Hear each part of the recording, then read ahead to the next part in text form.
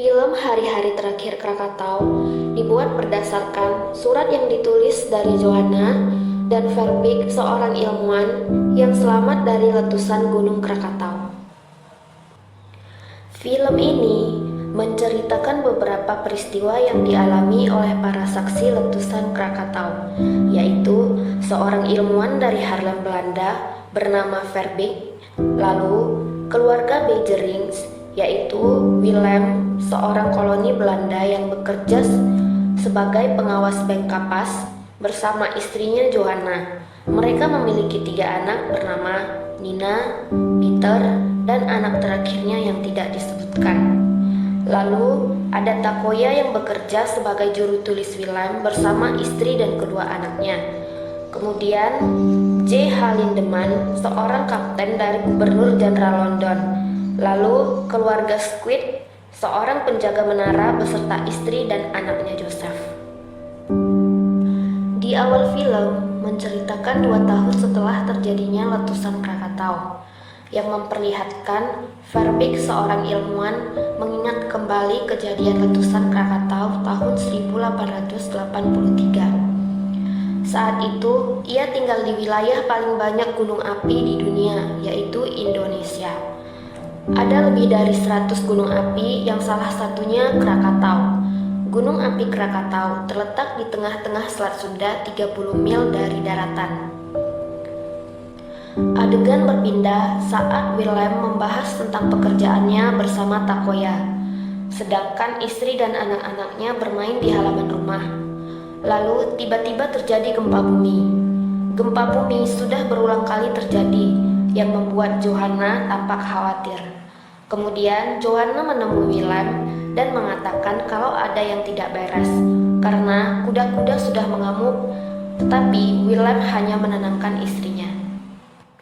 Di sisi lain, setelah mendengar laporan gempa bumi, Verbeek mengunjungi keluarga Squid untuk melihat kondisi Krakatau. Saat itu ia mengatakan mercusuar adalah tempat yang paling aman dan tempat terbaik untuk melihat letusan Krakatau. Setelah itu mereka makan malam bersama. Saat selesai makan, Joseph memberikan sebuah batu apung yang ia temukan di pinggir pantai. Ilmuwan Verbeek mengetahui kalau sesuatu sedang terjadi pada Krakatau, dan saat itu ia tampak khawatir dan belum mengetahui bahaya yang akan terjadi. Pada tanggal 20 Mei tahun 1883, pertama kalinya Krakatau mengeluarkan asap yang sangat banyak, yang seharusnya menjadi pertanda bahaya untuk para penduduk. Adegan berikutnya memperlihatkan pelayaran kapal Kapten J. H. Lindeman dengan 83 penumpang dari London menuju Krakatau. Saat sampai, para penumpang terlihat bersenang-senang.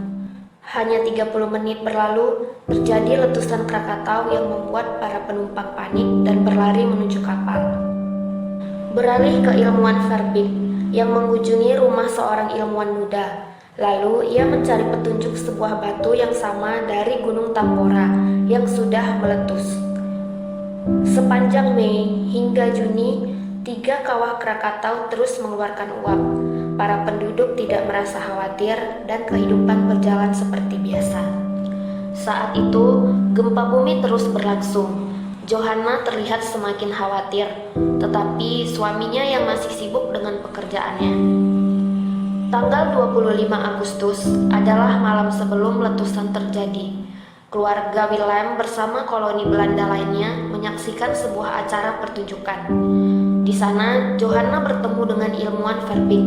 Ia mengatakan kekhawatirannya tentang para hewan yang mengamuk dan ayam yang tidak bertelur. Tetapi saat itu ilmuwan tidak mendengarkan Johanna. Keesokan paginya, Willem bersama keluarganya menghadiri acara pembukaan pasar.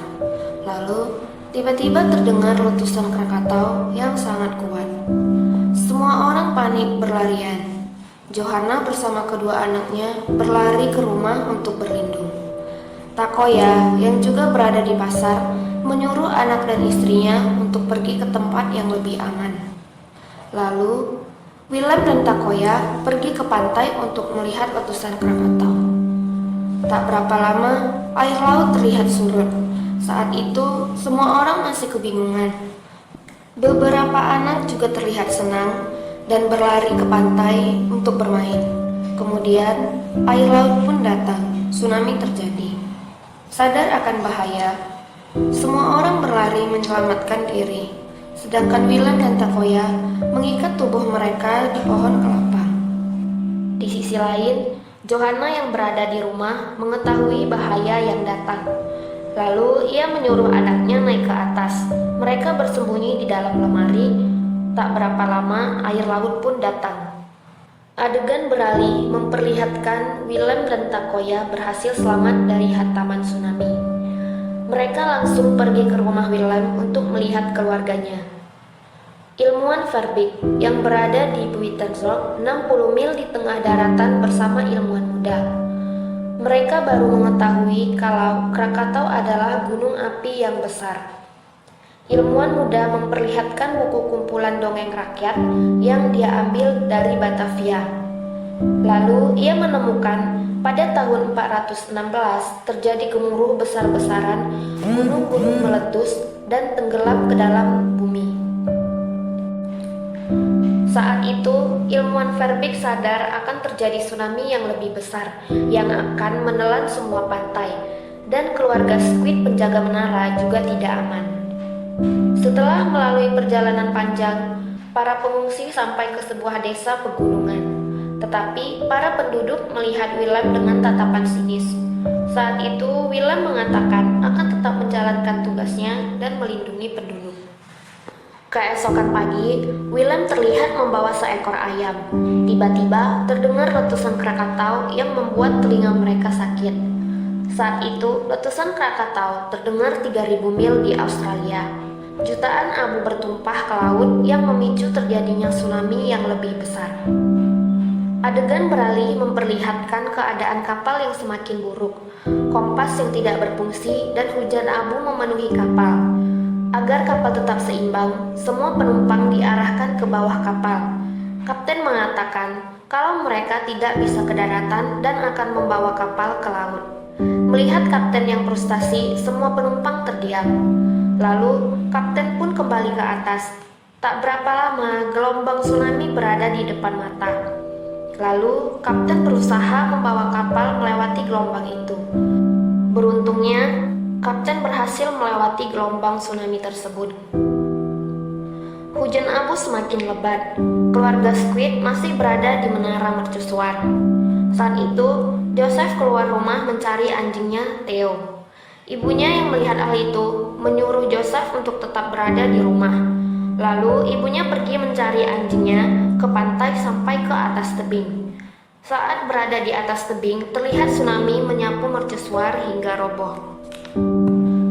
Keesokan pagi, para pengungsi beserta keluarga Willem berkumpul dan bermain. Saat itu terdengar suara abu vulkanik yang sangat dahsyat. Keluarga Willem dan Takoya berlindung di dalam rumah kayu.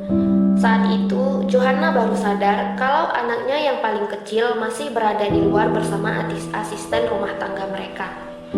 Tak lama, badai vulkanik pun datang yang membuat semua orang menderita luka bakar. Karena kejadian itu, Johanna kehilangan anaknya yang paling kecil. Setelah keadaan mulai membaik, penduduk yang selamat mulai membakar mayat-mayat yang ada di sana. Pemerintah Belanda juga memesan 250.000 liter bensin untuk membakar mayat-mayat tersebut. Saat itu, ilmuwan Verbeek dan beberapa penduduk terlihat memberikan penghormatan untuk para korban. Lalu, Verbeek meletakkan sebuah batu apung ke dalam bara api. Keluarga Willem dan Takoya terlihat di pantai. Lalu, Johanna menyuruh Takoya untuk pergi mencari keluarganya. Saat itulah mereka berpisah. Dan tidak ada catatan apa yang terjadi kepada Takoya dan keluarganya.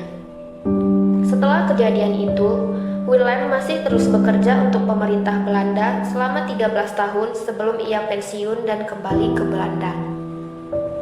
Adegan kembali bercerita tentang ingatan Verbeek. Untuk pertama kalinya, letusan Krakatau melepaskan 20 juta ton belerang ke atmosfer yang menyebabkan pandangan senja di seluruh bumi dan menurunkan suhu global hingga abad ke-20. Verbeek juga meramalkan gunung baru akan terbentuk dengan kecepatan 5 meter per tahun. Dan sekarang, orang Indonesia menyebut gunung itu Anak Krakatau.